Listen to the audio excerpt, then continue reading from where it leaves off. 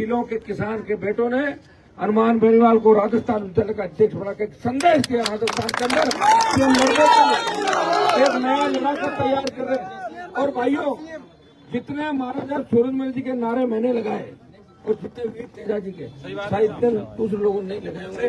और मैं हमेशा ये बात करता हूँ कि देश के अंदर आजादी का आंदोलन हो चाहे दूसरा आंदोलन हो, महाराजा सूरजमल जी और शिवाजी महाराज ने जो लड़ाइयां लड़ी वो इस देश के अंदर कोई नहीं लड़ सका। वो लड़ाई दिल्ली जिसके चारों तरफ जब मर्जी चले जाते थे और जब चाहे चढ़ाई करके सामान दिल्ली का उठा लाते थे यहाँ पे, और भरतपुर के किले की तरफ कोई नहीं आया।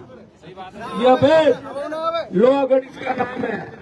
और इतिहास के अंदर हमारे समाज के नेताओं ने इस बात का ध्यान नहीं दिया। 52 से लेके जब ये बीजेपी तो आई थी 80 के अंदर, 52 से 80, 85, 90 के दौर के अंदर अगर हमारे नेता ध्यान देते तो महाराजा सूरजमल की मूर्ति, तमाम जो प्रतिमाएं देश के प्रत्येक महानगरों, प्रत्येक कोने के अंदर लगती और उनकी वीरता की अलग गाथाएं गाई जाती।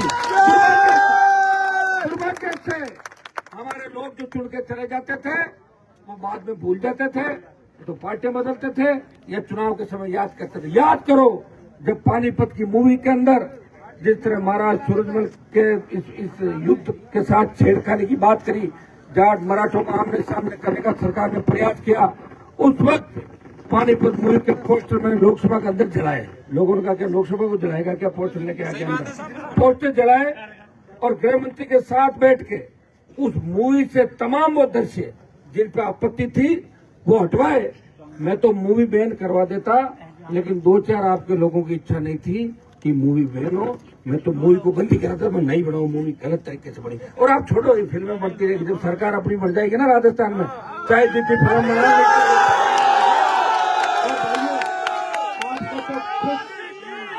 आपको तो खुश इस बात के लिए होना चाहिए कि नागौर के छोटे छोटे गांवों के अंदर महाराजा सूरजमल की मूर्तियां बन के और लगनी चालू हो गई नागौर के छोटे गांव। अब बाड़मेर, जोधपुर अपने वाले क्या कोई बात पकड़ लेते हैं फिर उसको छोड़ते नहीं जब तक पूरी नहीं होती। और सुनने एक जाटों ने पहले मैसी ट्रैक्टर पकड़ा, मैसी ट्रैक्टर को बंद ही करना पड़ा, इतनी मैसी ले लिए जगह जगह। फिर बोलेरो, स्कॉर्पियो, फॉर्च्यूनर सारे आपके पास मिलेंगे। अब आपके बड़ी मचमची हो रही कि हाईवे को जाम करे, चाहते हो ना, लेकिन थोड़ा सा क्या हुआ, बरसात ज्यादा आ गई ना, हाईवे तो वैसे ही जाम हो रहा तो जाम लग गया। अब देखो जाम लगेगा, जाम को हम उसमें नहीं करेंगे दोबारा। और सुनिए मेरी बात, अब तुम आंदोलन में आपके साथ होना, चिंता क्यों करें। अगला जब भी आंदोलन होगा, नैम सिंह जी आपने 1 महीने का समय दिया, एक बार बच्चों से वापस बात कर लेना। 21 तारीख से लोकसभा है, सुनिए मेरी बात, 21 तारीख से लोकसभा है। मैं विश्वास दिलाता हूं आपको, आपकी जो छोटी बहन संजना जी को आपने जिता के भेजा, ये पहला जो सत्र था उसमें पहली बार जब एमपी बनके कोई जाता है तो एमपी बोलना नहीं चाहता, वो देखता कि भाई मैं देखूं एक बार पहले कैसे बोलते दूसरे एमपी। ये 15 बार उस मामले को कि मैं उठाऊंगी, मैंने कहा ऐसा क्या मामला हो गया कि मेरे को तो जब बोलना है लोकसभा में तो सबसे पहले जाट आरक्षण का मुद्दा उठाना है। तो मैं इनके साथ ही बैठा था, आपने देखा होगा, इन्होंने मजबूती से जाट समाज को दिल्ली की नौकरियों में आरक्षण का मामला उठाया।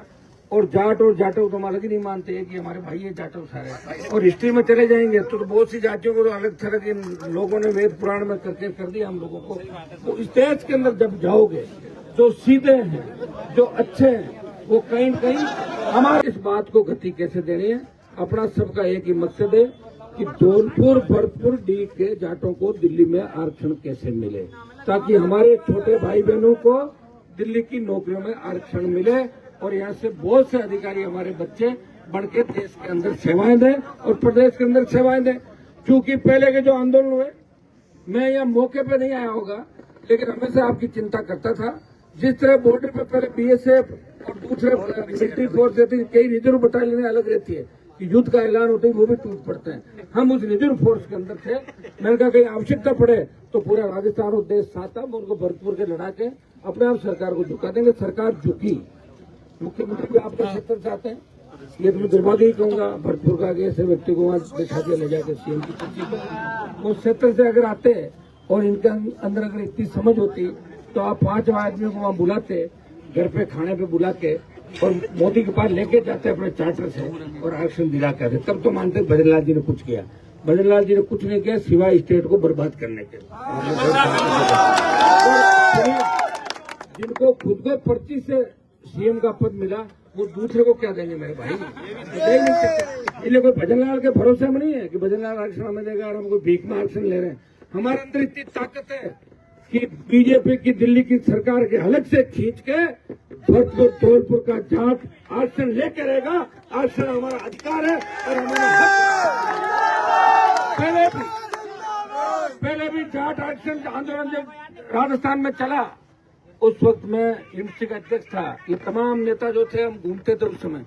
आरक्षण की लड़ाई हम लोगों ने लड़ी और 2, 4, 5 लोगों ने फायदा उठा के कोई एमएलए का टिकट ले गया, कोई एमपी का रुपये से ले गया, कोई सिस्टम सेट कर लिया।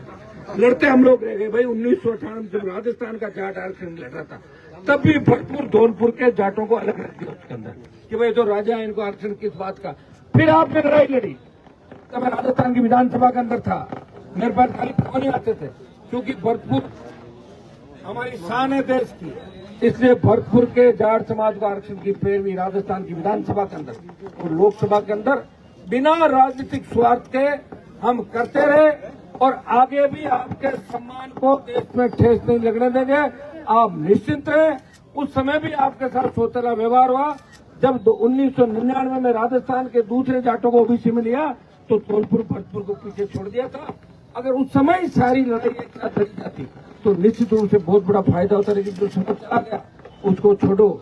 आप महाराजा सूरजमल के वंश जो अब तो एक ही बात याद रखनी है, जो चीज हम चाहें उसे लेकर रहेंगे अगर शांतिपूर्वक तरीके से नहीं।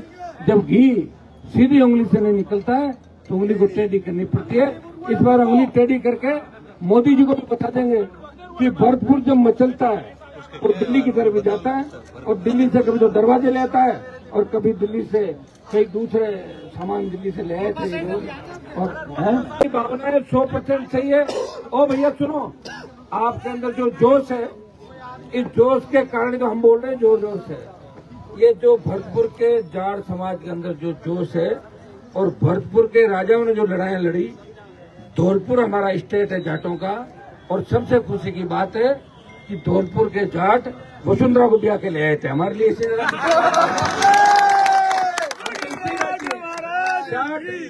जाट कितना बड़ा होता बताओ। वसुंधरा जी घूमती थी राजस्थान में वोट के लिए और वसुंधरा जी शुरू नहीं कहती तब हम साथ घूमते 2002-03। वो मैडम साहब ही कह दो कि मैं जाट की लुगाई हूँ, नहीं चलेगा। सतरानी हूँ वो तो ठीक है। आप सतरानी के साथ ये भी बोल दो मैं तो जाट ब्याह के ले गए मुझे, ये और बोलो। और ये भी कह दो कि भरतपुर राजघराने से भी हमारा अच्छा संबंध था जिसे वोट ज्यादा मिलेंगे और था, उसमें कोई दो राय नहीं। वसुंधरा जी का रिश्तेदारी भरतपुर के अंदर भी है और धौलपुर तो भरतपुर का ही पार्ट था और धौलपुर के राजा वसुंधरा को लाए और कम से कम पूरा सीएम नहीं बना तो आधा सीएम बना, तो आधा तो बन गया राजस्थान। पूरा तो अब बनेगा। आधे से हम खुश नहीं भाई।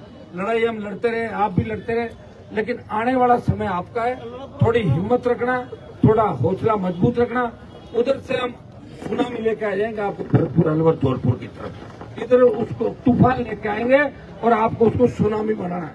मैं कह रहा हूँ राजस्थान की सत्ता पर अगर आपने कब्जा कर लिया तो दिल्ली के अंदर फिर आपके वो लोग होंगे जो चौधरी चरण सिंह का जमाना था, चौधरी देवीलाल जी का जमाना था, जब 5-5 कैबिनेट मंत्री आपके समाज के थे। दुर्भाग्य देखिए हमारे समाज का तो कोई मंत्री नहीं और जिनको बनाया है उनको अगर खड़ा कर दो तो 3-4 बार तो पूछना पड़ता है कि ये जाट समाज से आते हैं क्या। पर्सनैलिटी भी तो होनी चाहिए। अरे खाली मंत्री पकड़ के बना दो, उनकी पर्सनैलिटी नहीं हो और आवाज ही नहीं निकले, वो उन मंत्रियों से क्या समाज को संदेश दोगे आप बताओ। और राज्य मंत्री बना दिए, उनको फाइल आप भेज दे रहे हो, क्या काम किया हमारे मंत्री?